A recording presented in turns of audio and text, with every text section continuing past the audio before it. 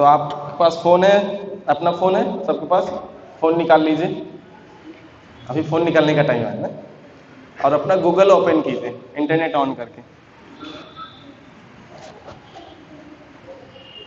और उसमें सर्च कीजिए कैपिटल बी कैपिटल जी 6.9।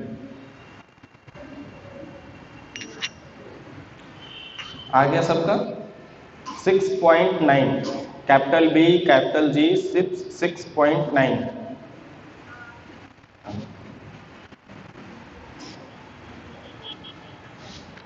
ये श्लोक हम इस पर चर्चा करेंगे। 9 और 10 दोनों आ जाएगा।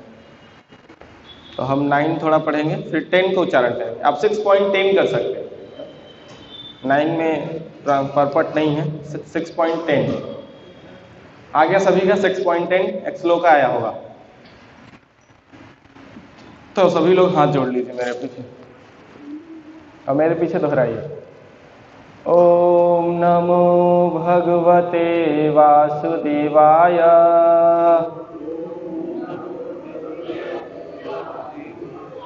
ओम नमो भगवते वासुदेवाय।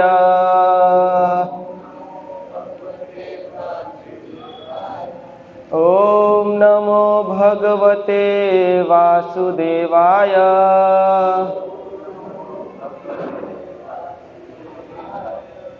हरे कृष्णा। अब श्लोक हम दोहराएंगे, आप ध्यान से देखिए। 9वां श्लोक पढ़ेंगे, फिर 10वां श्लोक सभी साथ में बोलेंगे। 9वां श्लोक। सुहृदिन्मित्रायुदाशेन मध्यस्थेस्य बन्धुषु साधुष्वापि च पापेषु समबुद्धिर्विशिष्यते। इसका अनुवाद। जब मनुष्य निष्कपट हितैषियों, प्रिय मित्रों, तटस्थों, मध्यस्थों, ईर्ष्यालुओं, शत्रुओं तथा मित्रों, पुण्यात्माओं एवं पापियों को समान भाव से देखता है तो वह और भी उन्नत माना जाता है। श्लोक 10, ये आपको भी दोहराना है। 10 नंबर श्लोक मैं थोड़ा बोलूँगा, फिर आपको रिपीट करना है, तो सब लोग ध्यान दीजिए। योगी युञ्जित सततम् आत्मं, सॉरी फिर से। योगी युञ्जित सततम्, योगी युञ्जित सततम् आत्मानं रहसि स्थितः एकाकीयत चित्तात्मा निराशीर परिग्रहः योगी युञ्जित सततम् आत्मानं रहसि स्थितः एकाकीयत चित्तात्मा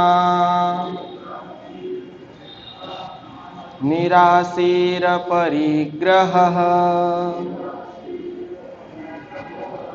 योगी युञ्जित सततम् आत्मानं रहसि स्थितः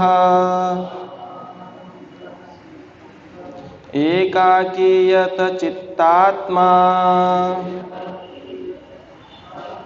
निराशीर परिग्रहः। इसका अनुवाद। योगी को चाहिए कि वह सदैव अपने शरीर, मन तथा आत्मा को परमेश्वर में लगाए, एकांत स्थान में रहे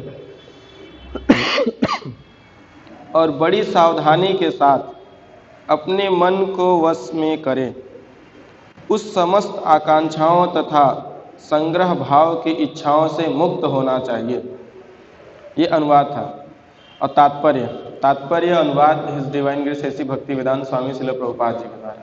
प्रभुपाद जी को सभी जानते हैं, जिन्होंने ये अनुवाद लिखा तात्पर्य, इन्होंने लिखा है इसका। जो तात्पर्य पढ़ते हैं। कृष्ण की अनुभूति ब्रह्म, परमात्मा तथा श्री भगवान के विभिन्न रूपों में होती है। संक्षेप में कृष्ण भावनामृत का अर्थ है भगवान की दिव्य प्रेमा भक्ति में निरंतर प्रवृत्त रहना। किंतु जो लोग निराकार ब्रह्म अथवा अंतर्यामी परमात्मा के प्रति आसक्त होते हैं वे भी आंशिक रूप से कृष्ण भावना भावित हैं, क्योंकि निराकार ब्रह्म कृष्ण की आध्यात्मिक किरण है और परमात्मा कृष्ण का सर्वव्यापी आंशिक विस्तार होता है। इस प्रकार निर्विशेषवादी तथा ध्यान योगी भी अपरोक्ष रूप से कृष्ण भावना भावित होते हैं। प्रत्यक्ष कृष्ण भावना भावित व्यक्ति सर्वोच्च योगी होता है, क्योंकि ऐसा भक्त जानता है कि ब्रह्म और परमात्मा क्या है, उसका परम सत्य विषय ज्ञान पूर्ण होता है। जबकि निर्विशेषवादी तथा ध्यान योगी अपूर्ण रूप से कृष्ण भावना भावित होते हैं। इतने पर भी इन सबों को अपने अपने कार्यों में निरंतर लगे रहने का आदेश दिया जाता है, जिससे वे देर सवेर परम सिद्धि प्राप्त कर सकें।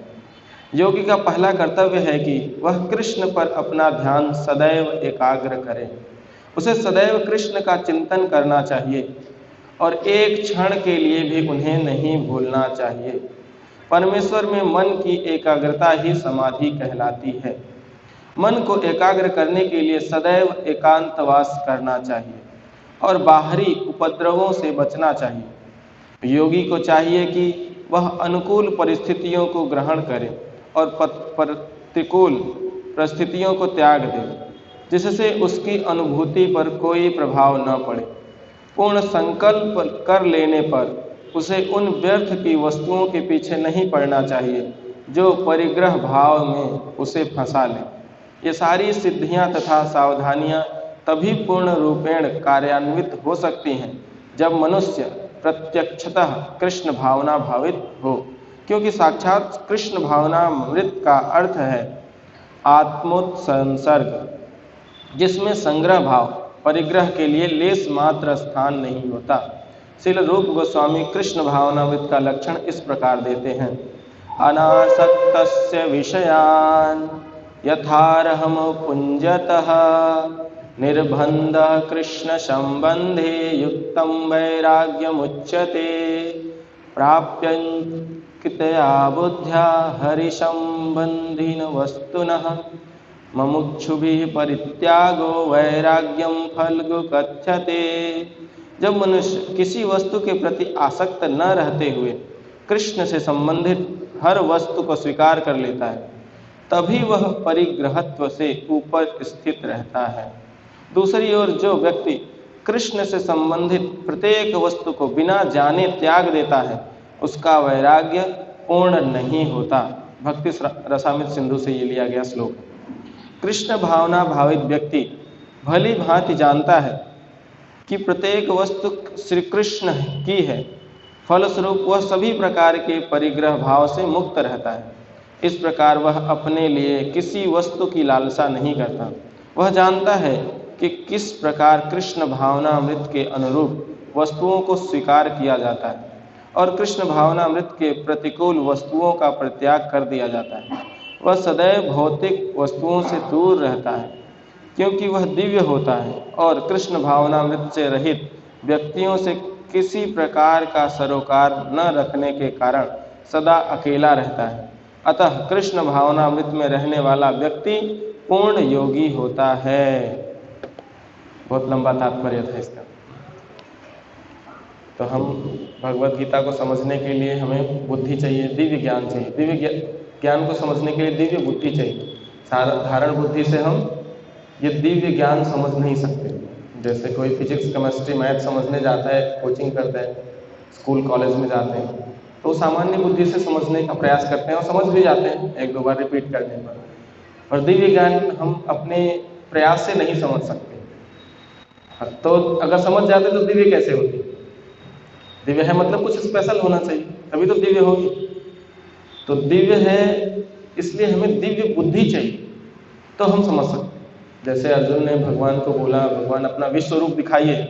भगवान ने कहा मैं दिखा दूंगा, लेकिन तुम देख नहीं पाओ, इसलिए तुम्हें दिव्य दृष्टि चाहिए। तो पहले मैं तुमको दिव्य दृष्टि प्रदान करता हूँ, फिर मैं अपना विश्व रूप तुम्हें दिखाऊंगा, तुम देख पाओ। तो उसी प्रकार हमें दिव्य ज्ञान चाहिए, दिव्य चक्षु चाहिए, बुद्धि चाहिए ये समझने के लिए। तो हम सभी भगवान से प्रार्थना करेंगे, वैष्णवों से, आचार्यों से, गुरु से। तो आप सभी हाथ जोड़ लीजिए और मेरे पीछे प्रार्थना आप भी सुनिए ध्यानपूर्वक कम से कम। ओम अज्ञानतिमिरान्धस्य ज्ञानाञ्जनशलाकया चक्षुरुन्मीलितं येन तस्मै श्रीगुरुवे नमः। श्रीचैतन्यमनोभीष्टं स्थापितं येन भूतले स्वयं रूपः कदा मह्यं ददाति स्वपदान्तिकम्। वन्देऽहं श्रीगुरोः श्रीयुतपदकमलं श्रीगुरुन् वैष्णवांश्च श्रीरूपं साग्रजातं सहगण रघुनाथान्वितं तं सजीवं साद्वैतं सावधूतं परिजनसहितं कृष्णचैतन्यदेवं श्रीराधाकृष्णपादान् सहगण ललिता श्रीविशाखान्वितांश्च। हे कृष्ण करुणा सिंधो दीनबंधो जगत्पते गोपेश गोपिका कांत राधा कांत नमोस्तुते। तप्त कांचन गौरांगी राधे वृंदावनेश्वरी वृषभानुसुते देवी प्रणमामि हरिप्रिये।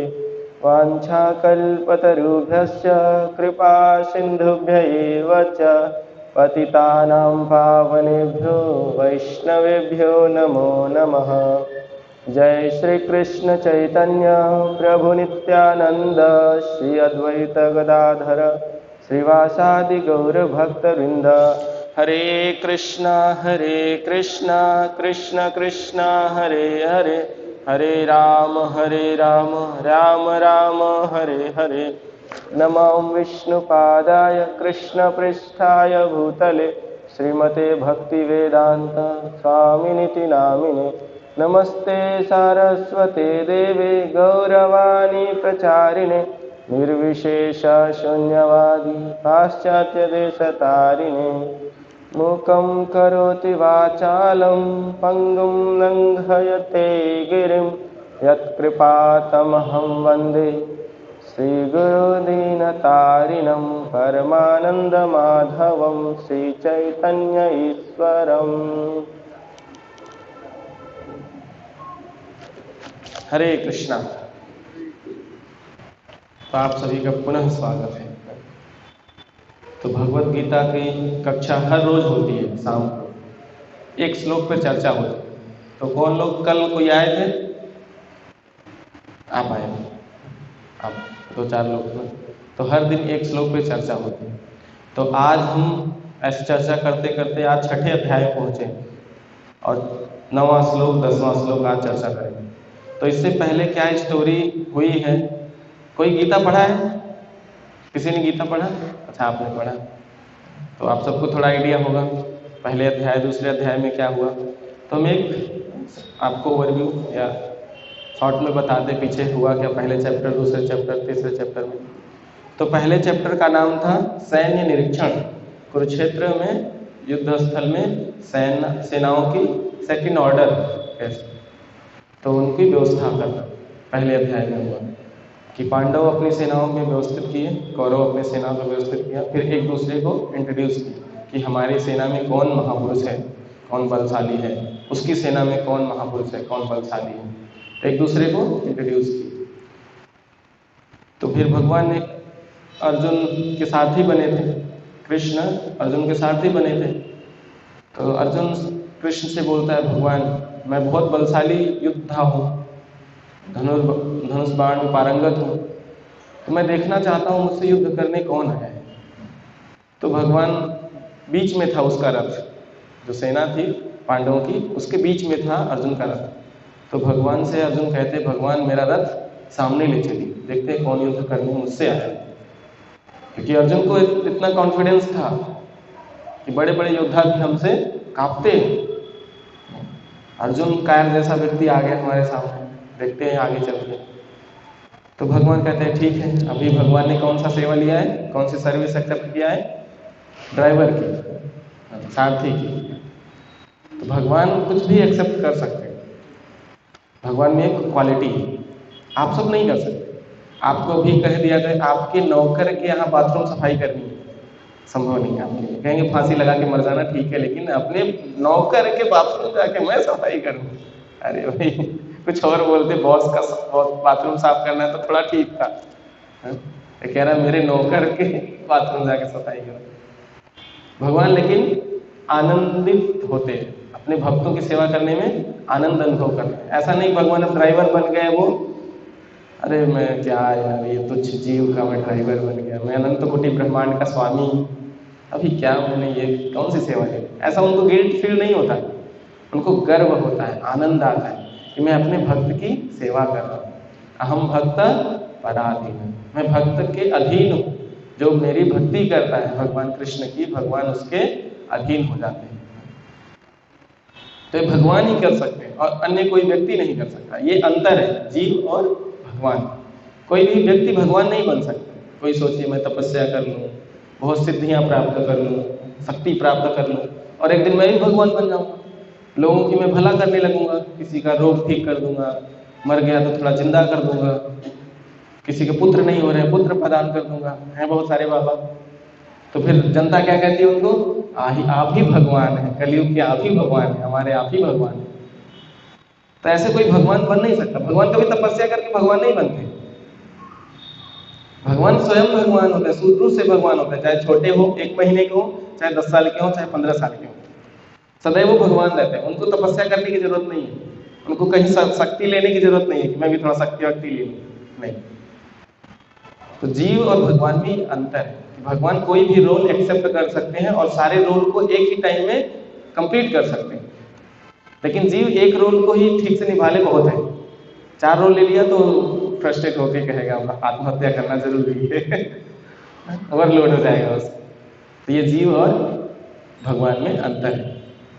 तो आगे दूसरे फिर इसी अध्याय में भगवान जब बोले कि चलो सामने ले गए, तो अर्जुन ने कहा कि भगवान ही बोले चलो अर्जुन देखो तुम्हारे सामने जो आए युद्ध करने के लिए वो तुम्हारे अपने ही है, तुम्हारे चाचा, तुम्हारे गुरु, तुम्हारे पितामह, तुम्हारे मामा, तुम्हारे भाई, यही आए हैं। तो अर्जुन ने कहा भगवान मैं युद्ध नहीं करूँगा, भले ही मैं भिक्षा मांग के खा लूँ लेकिन युद्ध नहीं करूँगा। तो भगवान ने कहा अभी तो तुम कह रहे थे चलिए आगे देखते हैं कौन आए युद्ध करने, अभी देखते ही तुम्हारी हालत खराब, क्या बात है भाई, अपने आप बड़े योद्धा कह रहे थे, अभी कहाँ गई सारी वीरता। तो अर्जुन ने कहा अभी तक तो मैंने दुश्मनों से युद्ध किया था, अभी तो ये अपने ही है। भीष्म पितामह जिन्होंने मुझे छोटे में रोटी खिलाई, मैं नंगा घूमता था तो क्या क्या करते हो, खिलाते होंगे, गोद में रखते थे, अब उन्हीं को क्या सर अलग करूं। मतलब वो ऐसी लड़ाई नहीं है कि बस पटका पटकी हुई बात खत्म, हार जीत हो गई। उसमें वध करना है, एक दूसरे की जान लेनी है, तभी माना जाएगा कि आपने युद्ध में विजय किया, उससे पहले नहीं। या तो स्वयं हार एक्सेप्ट कर लें दूसरे पक्ष कि हाँ हम हार लिए, नहीं तो जब तक उसका वध ना किया जाए। तो ये ऐसी युद्ध।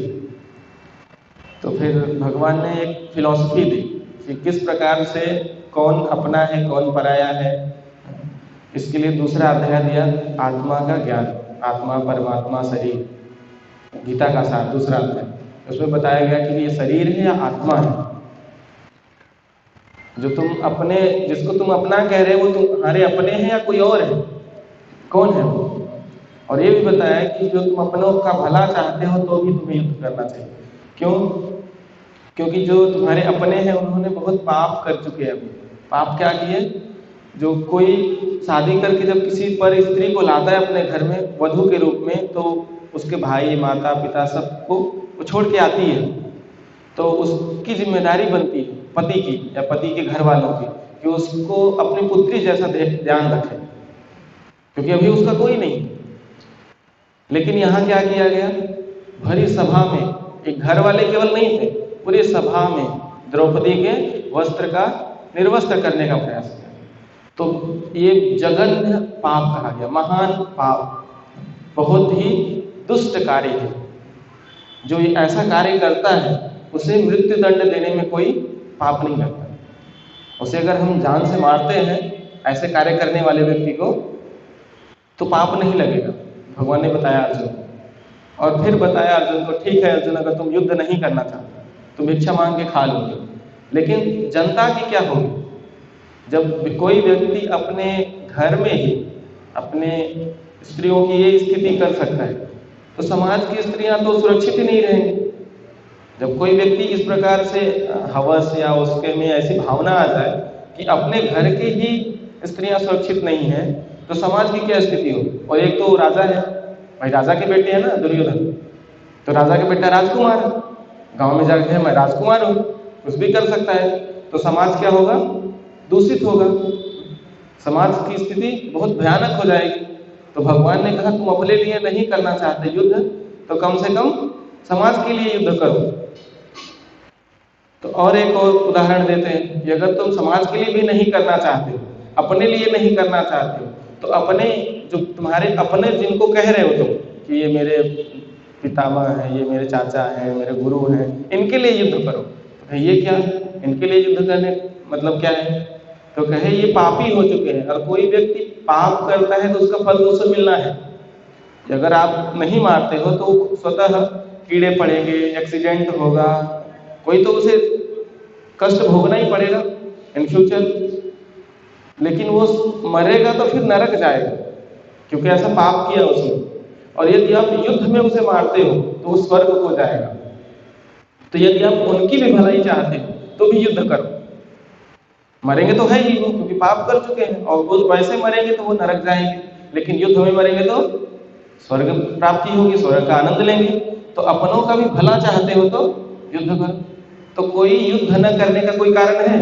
अगर तुम अपना भला नहीं चाहते, समाज का नहीं चाहते, उनका चाहो, किसी ना किसी का, भाई अपना नहीं चाहते, उनका नहीं चाहते, समाज का कर लो भला। चलो समाज का नहीं चाहते, उनका नहीं चाहते, अपना भला कर लो, तुम्हारी तो सारी जायदाद छीन ली ना, तुम अपनी जायदाद ले लो। तो कोई भी युद्ध न करने का कारण नहीं। तो ये भगवान ने अर्जुन को बताया, जो तुम बहाना मार रहे हो, बहाना मारने का कोई कारण नहीं। और तुम बहाना मार लिए, चलो कुछ भी नहीं करो, तुम संन्यास ले लिए, तो तुम संन्यास लेके रह भी नहीं पाओगे, क्योंकि क्षत्रिय खून है। क्षत्रिय भिक्षा नहीं मांग सकते, ब्राह्मण ही मांग सकता है। ब्राह्मण को आप धक्के दे दिए, सह सकता है, क्षत्रिय नहीं सह सकता। एक गाली दोगे वो आपकी सर काट सकता है। क्षत्रिय खून, क्षत्रिय कभी सहन नहीं कर सकता, उसका अपमान मृत्यु के बराबर है। तो भिक्षा मांग के भी नहीं रह सकता, जंगल में जाएगा, कुछ होगा, तुरंत धनुष बाण उठाएगा ही उठाएगा, क्योंकि उसका वो नेचर है। तो भगवान ने वो भी कहा तुम संन्यास लेकर भी नहीं रह सकते, क्योंकि तुम्हारे में वो खून है। तो हर प्रकार से तुम्हें युद्ध करना ही चाहिए। तो ये बता दिया। फिर दूसरे अध्याय में अर्जुन सोचा अब क्या करें, अब तो कोई हमारी बहाना काम करने वाला नहीं है। तो फिर अर्जुन ने कहा भगवान मेरा गांडीव मेरे से छूट रहा है, मेरा शरीर कांप रहा है, सारे शरीर कांपने लगा, बुद्धि काम नहीं है, कर रही, चकरा रही है, तो आप मुझे बताइए मेरे लिए उचित क्या है, मैं क्या करूं? तो दूसरे अध्याय में भगवान कृष्ण को गुरु बनाते हैं अर्जुन कि हे प्रभु आप मेरे गुरु बनिए और मुझे उपदेश दीजिए, मेरे लिए क्या श्रेष्ठ है, क्या मेरे लिए उचित है, क्या मुझे करना चाहिए। तो भगवान ने फिर आत्मा का ज्ञान दिया कि तुम ये शरीर नहीं, तुम आत्मा हो। ये तुम्हारे जो संबंधी हैं कभी मरेंगे नहीं, ये अभी भी हैं, पहले भी थे, आगे भी रहेंगे। क्या खत्म होगा अभी? मिट्टी। ये जो मिट्टी के पुतले खड़े हो गए हैं, ये मिट्टी गिर जाएगी और कुछ नहीं होगा इनका। ये पहले भी थे, अभी भी हैं, आगे भी रहेंगे। तो तुम शोक मत करो। आत्मा का ज्ञान दिया, पूरा आत्मा का ज्ञान। नैनम छिन्दन्ति शस्त्राणि नैनम दहति पावकः न चैनम केल्पयन्ति न शोषयति मारुतः। फिर वांसांस जीर्णानि यथा विहाय नवानि गृह्णाति नरोपराणि। ये शरीर क्या है? कोट जैसा है, जैकेट। जैसे कोई व्यक्ति नया जैकेट लेता है तो पुराने को फेंक देता है, तो क्या नाराज होता है? अरे मेरा पुराना वाला चला गया। नहीं, खुश होता है, नया आ गया, मार्केट से भी नया आया, ऐसा करता है। लेकिन तुम नाराज हो रहे हो, इनको नया जैकेट मिल जाएगा, तो तुम्हें खुशी होनी चाहिए, उनके लिए भी खुशी की बात, तुम्हें भी खुशी की बात। लेकिन तुम तो गांडी भी अपना छोड़ के चाह रहे हो जंगल, कैसा निर्णय है? उनके लिए भी भला हो, तुम्हारे लिए भी भला हो। तो अर्जुन कन्विंस होता है। फिर कहता है भगवान मुझे अब कौन सा कर्म करना चाहिए। तो तीसरा अध्याय देते हैं कर्म योग, कि हर कार्य भगवान के लिए करना चाहिए। फिर चौथा अध्याय है दिव्य ज्ञान, कर्म करने के लिए ज्ञान चाहिए। सब सुना है कर्म ही पूजा है, तो कौन सा कर्म पूजा है, कौन सा कर्म किया जाए, जानना जरूरी है। कैसे, हर किस कर्म का क्या रिजल्ट होगा, तभी तो आप वही काम करेंगे। जानेंगे ये कार्य करने से ये फल मिलता है, ये कार्य करने से ये फल मिलता है, अच्छा ये गलत है ये नहीं करूंगा, ये करना है, ये ज्ञान तो होना चाहिए। तो उसके लिए दिव्य ज्ञान, ये दिव्य ज्ञान बताया भगवान ने चौथे अध्याय। फिर पांचवें अध्याय में भगवान ने बताया कृष्ण भावनामृत में कर्म, कि अब ज्ञान मिल गया और कर्म करना है, तो दोनों मिक्स किया तो क्या हो गया, कृष्ण भावनामृत कर्म।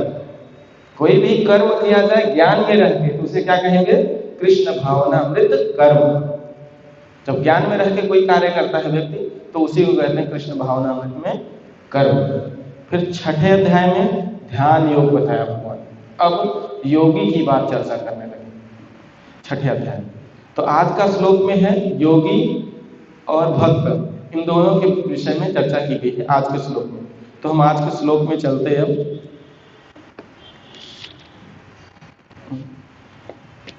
नवा का तात्पर्य अनुवाद, जब मनुष्य निष्कपट हितैषी प्रिय मित्रों तथस्थों मध्यस्थों ईर्ष्यालुओं शत्रुओं पुण्यात्माओं पापियों का समान भाव से देखता है तो वह और भी उन्नत माना जाता है। तो यहाँ भक्त की क्वालिटी बताई जाती है कि कोई भक्त, जब भक्त कैसे होगा, वो भक्त वो होता है जो भगवान की वो बातों को मानता है, तो उसे भक्त कहते हैं। भक्त अभक्त, भक्त कौन है, जो भगवान की बातों को मानता है वो भक्त, जो भगवान की बातों को नहीं मानता वो अभक्त। दो ही कैटेगरी है, सुर असुर, भक्त अभक्त। ब्रह्मांड में दो ही प्रकार के मनुष्य हैं, भक्त अभक्त, सुर असुर। सुर जो भगवान की बातों को मानते हैं, असुर जो नहीं मानते। तो जो मानते हैं उनमें क्या गुण होते हैं, वो व्यक्ति अपने हितैषी, जो उनसे उनके हित चाहने वाले हैं या तो उनसे जो द्वेष करने वाले हैं, उन दोनों से वो समान भाव का आदान प्रदान रखते हैं। जो भक्त होते हैं वो जानते हैं कि द्वेष कर रहा है उसकी ही परेशानी होगी, हमें कुछ नहीं होने वाला। तो ज्ञान में स्थित होता है भक्त। कैसे ज्ञान में स्थित होता है, जब भगवान की कोई बात मानता है तो उसके अंदर दिव्य गुण स्वतः विकसित होते हैं। जैसे कोई व्यक्ति चोरी करने लगता है तो उसमें कौन सा गुण विकसित होता है, चोरी करने की, वो रह नहीं सकता। जैसे कहीं गोल्ड दिखे कहीं सिल्वर दिखे तो प्लान तुरंत शुरू हो जाते हैं, कैसे इसको गायब करना है, कहीं भी हो, मंदिर में हो कहीं भी हो। क्यों ऐसा हुआ उसके अंदर, क्योंकि करते करते करते करते इतनी आ गई उसके अंदर, देखते ही प्लानिंग शुरू। तो वैसे ही भक्त के अंदर भगवान की सेवा करते भगवान की बात मानते मानते उसके अंदर ऐसा गुण विकसित हो जाता है, शत्रु को भी देखता है तो वो द्वेष नहीं करता उससे, चाहे उसे मित्र हो या पुण्यात्मा हो पापी हो, सबको समान भाव से देखता है। योगी को चाहिए कि वह सदैव अपने मन शरीर आत्मा को परमेश्वर में लगाए, एकांत स्थान में रहे और बड़ी सावधानी के साथ अपने मन को वश में करे। उसे समस्त आकांक्षाओं और संग्रह भाव की इच्छा से मुक्त होना चाहिए। तो अब योगी और भक्त, तो योगी आप सबने देखा है, आप यहाँ सोसाइटी में योगी क्या करते हैं, एक आसन पे बैठ जाते हैं और ध्यान लगाते हैं। किसका ध्यान लगाते हैं, तो 3 प्रकार के ध्यान बताए भगवत गीता में। एक है ब्रह्म का ध्यान करते हैं, एक है परमात्मा का ध्यान करते हैं, एक है भगवान का ध्यान करते हैं। ये 3 ही ध्यान किया जा सकता है। ब्रह्म का ध्यान क्या है, बैठ करके आंख बंद करके किसी लाइट पे फोकस करना, जैसे कुछ करते हैं ब्रह्मवादी लोग, आप सब जानते हो। तो वो लाइट पे फोकस करते हैं, किसी लाइट पे, उसे कहते हैं ब्रह्म पर ध्यान लगा। वो भी एक प्रकार का योगी है। दूसरे प्रकार का योगी वो भी ध्यान करता है बैठ के, लेकिन वो किसका ध्यान करता है, परमात्मा का। परमात्मा कौन है, परमात्मा भगवान कृष्ण के ही अंश स्वरूप है, जो हर कण कण में विद्यमान है। उनका 4 भुजा वाली रूप है, एक फॉर्म है। तो उसका ध्यान करते हैं योगी लोग ऐसे ही बैठ के। और तीसरे योगी कौन है, वो भगवान का ध्यान करते हैं। भगवान कौन है, कृष्ण। कृष्ण क्या लीला कर रहे हैं, कहाँ माखन चुरा रहे हैं, कहाँ गाय चराने गए हैं, कौन असुर को मार रहे हैं, ये कौन करता है? भक्त, तीसरा योगी। तो ये 3 प्रकार के योगी बताए गए। अब इन तीनों योगियों को और कैसे समझा जाए, तो हम एक आपको उदाहरण स्वरूप समझाने का प्रयास करते हैं। जैसे कोई हाई स्कूल है, तो हाई स्कूल अचीव को करने के लिए वही वो शुरू से मेहनत करता है, हाई स्कूल तक अचीव करता है और सोचता है हो गया, मैंने अपनी डिग्री कंप्लीट कर ली। उसके आगे उसके पास नॉलेज नहीं है, कैपेसिटी नहीं है आगे अचीव करने की। तो ये हुआ पहले वाला योगी जो ब्रह्म का ध्यान कर रहा था, वो हाई स्कूल तक पहुंचा। दूसरा योगी जो भगवान परमात्मा का ध्यान कर रहा था, वो ग्रेजुएशन तक पहुंचा, मेहनत करके ग्रेजुएशन तक पहुंचा। और तीसरा योगी पीएचडी, वो पीएचडी तक पहुंचा, भगवान तक पहुंचा। अब इन तीनों में योगी हैं, तीनों स्टूडेंट हैं, स्तर अलग अलग, लेकिन जो पीएचडी कर लिए वो दोनों स्तर को जानते हैं। तो पीएचडी वाला कौन सा भक्त है, कौन सा योगी है? 3rd नंबर पर, तो वो है भक्त, उसको पूर्ण योगी बोला गया। तो कोई भी प्रयास करेगा यदि, तो वो बनना ही चाहेगा तीसरे वाला, पीएचडी करना चाहेगा वो, ब्रह्म का नहीं। लेकिन आजकल समाज में ज्यादातर लोग ब्रह्म का ही ध्यान करते हैं, वो परमात्मा तक भी नहीं जाते, ग्रेजुएशन तक भी नहीं जाते, उतने तक ही रुक करके उसी में वो कहेंगे भगवान निराकार है, इसके आगे कुछ नहीं है। मतलब हाई स्कूल के आगे वो समझते हैं है ही नहीं कुछ, जबकि है, ग्रेजुएशन है, पोस्ट ग्रेजुएशन है, क्या पीएचडी है आगे उसके। तो ये कौन जानता है उसके आगे? भक्त। भक्त कैसे जानता है? भक्त की एक गुण होता है, उसका क्या गुण होता है? वो भगवान की बातों को मानता है। हरे कृष्णा कृष्णा कृष्णा हरे हरे, हरे राम राम राम हरे हरे। चलिए आप अंधेरे में रहिए, आ जाएगी लाइट जल्दी।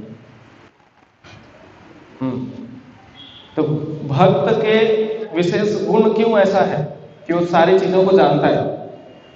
क्योंकि भक्त भगवान की बातों को मानता है। और जो योगी हैं